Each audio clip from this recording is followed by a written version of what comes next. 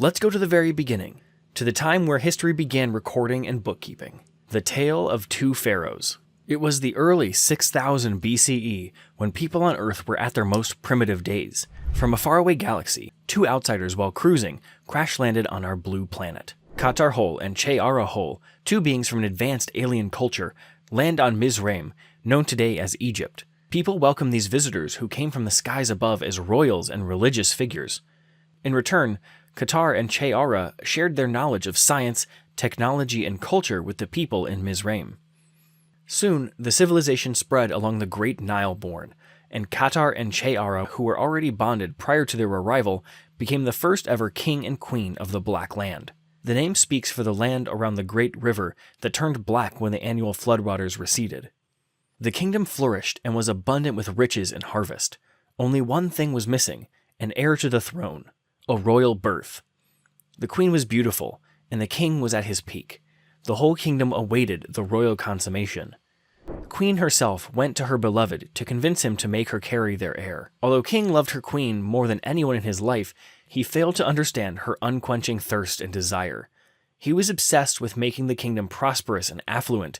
To make the lives of their people better, he momentarily pushed his and her desires back. When something was not given, at the moment it's needed most, even the most valuable loses its value subsequently.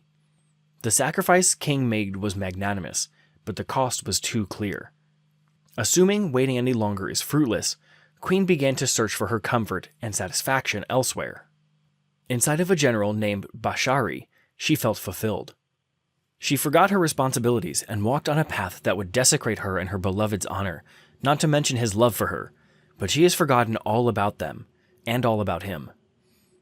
And I need you.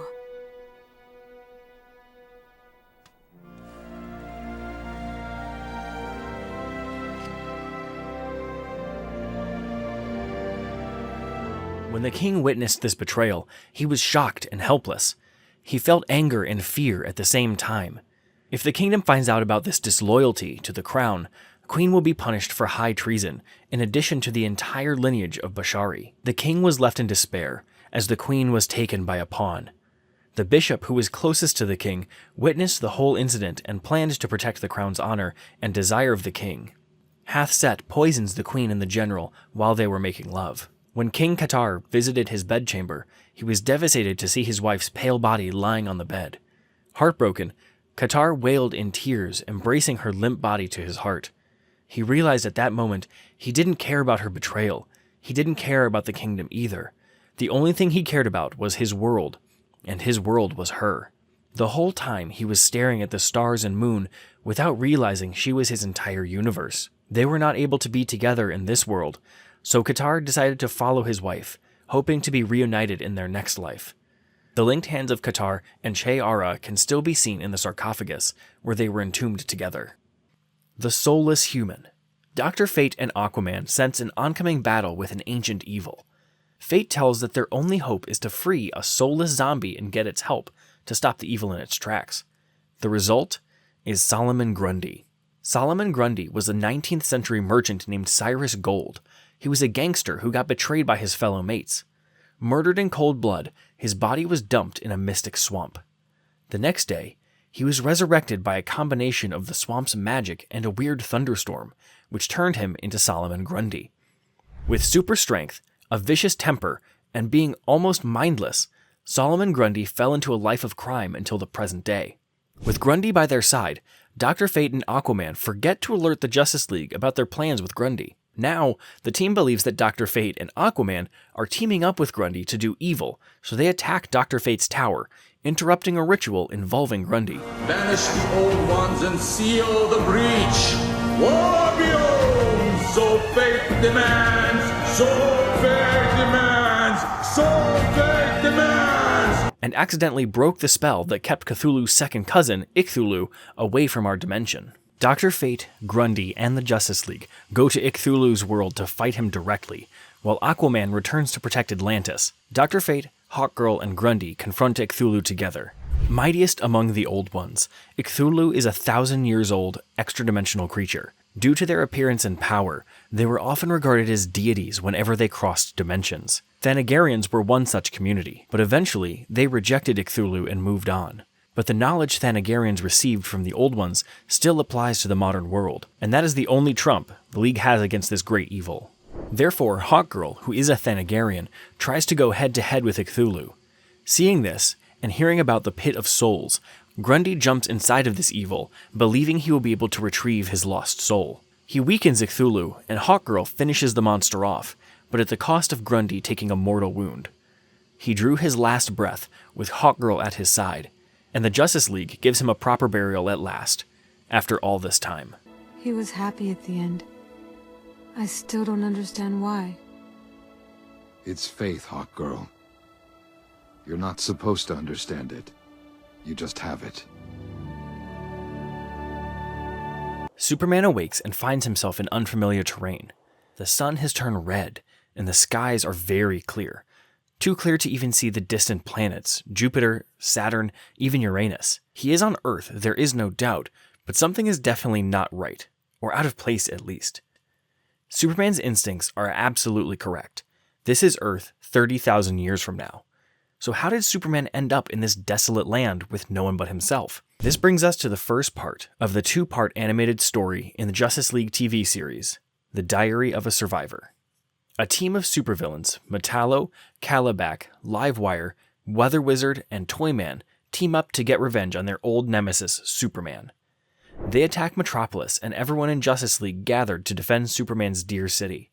During the battle, Toyman shoots an experimental new weapon at Batman and Wonder Woman. Batman was injured, and Wonder Woman was attending to his wounds. Toyman's sudden attack caught both of them off guard.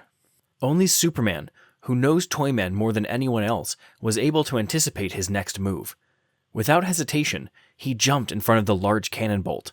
The Man of Steel ends up sacrificing himself to save his two best friends and disappears from existence. Superman, go bye-bye! The League then attempts to deal with the loss of Superman by defending Metropolis in his memory. What are you gonna do to me? I'm gonna punch a hole in your head. We don't do that to our enemies. Speak for yourself. I'm trying to speak for Superman. For Batman, he does not actually believe Superman is dead and starts to investigate this matter in more depth. Matter can't be created or destroyed, just changed from one form into another. As you say, sir. I believe I heard something about that when I attended grammar school. So, unless the law of conservation of mass has been repealed, there's still hope. The whole world mourns for the loss of this beloved superhero, yet time waits for no man. As an ongoing tribute to Kal-El of Krypton, the immigrant from the stars who taught us all how to be heroes.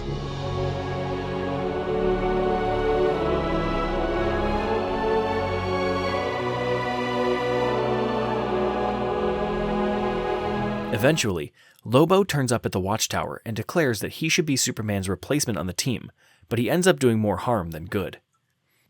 30,000 years in the future, Superman is trying to survive by himself. Now, without any powers, he has to depend on his instincts and raw power. Survival by adoption, Superman learns and experiences to finally be the fittest. One day, when tracking for the League's headquarters, he discovers an old enemy of his who is the only human left alive now, the Vandal Savage. After an attempt at world domination staged a few months from Superman's death back in the original timeline, Savage is now facing the consequences of his deeds. Savage reveals that he had tried to begin working on a time machine. Since he is immortal, he tells that he cannot exist at the same time as a previous version of himself, and he will end up making a paradox. However, that is not the case for Superman, as he is already dead in that timeline. Armed with the newfound knowledge, Superman travels back in time and reunites with the League. He tells them about Savage's plot and what will happen if they don't stop him. Lobo is sent away, no longer needed. By the end, we see that in the future, the desolate wasteland Superman found himself in is now replaced with people and a thriving city. Looking at this is a thankful Savage, who is now disappearing from existence. Thank you, my friend. Knowing he saved the Earth from his past self. Hearts and minds. Centuries ago, planet Kalinor was a flourished land that bared the life force of the flame of Pytar. However, a banished Kalinorian accidentally stumbled upon this life-sustaining source and used it against its will. That banished peasant is the villain and self-proclaimed God King, Despero, who uses the flame of Pytar's power to rule the planet with an iron fist.